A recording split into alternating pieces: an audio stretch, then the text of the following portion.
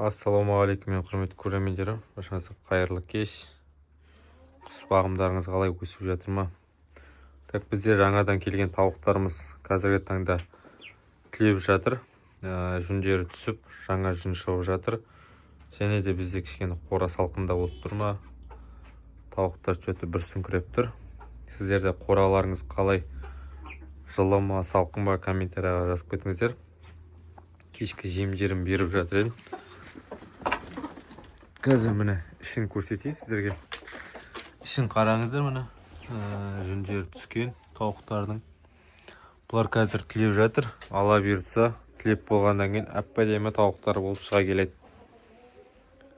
Әтештер өзінің қызметін жасап жатыр. Өздері тауықтарды бөліп алған ба қастарына?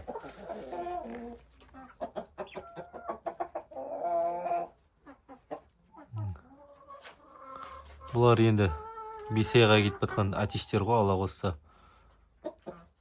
5 айында кішкене одан да үлкен болады ғой. Айдарлары бірақ әлі кішкентай. Ертең 5 айында бұлардың айдарлары дейтін уже нәм болады ғой. Есіс мыналар уже 3-ші айға кетіп жатыр. Бұна әтештер. Загорский, Адлер әтештер. Қалғандары австралықтар тауық. Кішкентайлары 3 айға кетіп жатыр. Аналар 4 айдан шығып 5-ші айға кетіп жатыр ғой. И уже үлкен тауықтар, олар үлкен. Алла амандығын берсе, қыста бұлар жұмыртқаға кіру керек. Мына Адлер тауықтар мен австралықтар. Ал мына 4 айлықтар уже жұмыртқаға кіріп кетті. Бір Адлерім бар еді, жұмыртқаға кірген. Ол жоқ, таба алмай қалдым, жоғалып кетті деген болатын. Енді мынау қалды. Тек қана қазір менде бір жұмыртқа алып жүрмін. Күнге қазір мынау туып жүр, тек қана менде. И енді мыналар әлі туып бастаған жоқ. Бұлар енді жүндері түлеп болғаннан кейін туып бастайды. Енді свет қосу керек. Сіздер қандай свет қосайын деп жатсыздар? Қызыл ламп қосасыздар ма? Или болмаса пушка қосасыздар ма?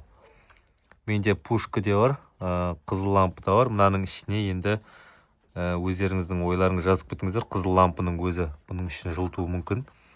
Бір қызыл лампы жарайды бұларға, қораның ішін жылытуға. И сосын қасына дополнительный анандай жарық түсіп тұрады. Күндіз жарық беріп тұрады, түнде өшіретін свет қосып қою керек. Сол кезде тауықтар жақсы жағдайда жүретін болады. Мынау осы.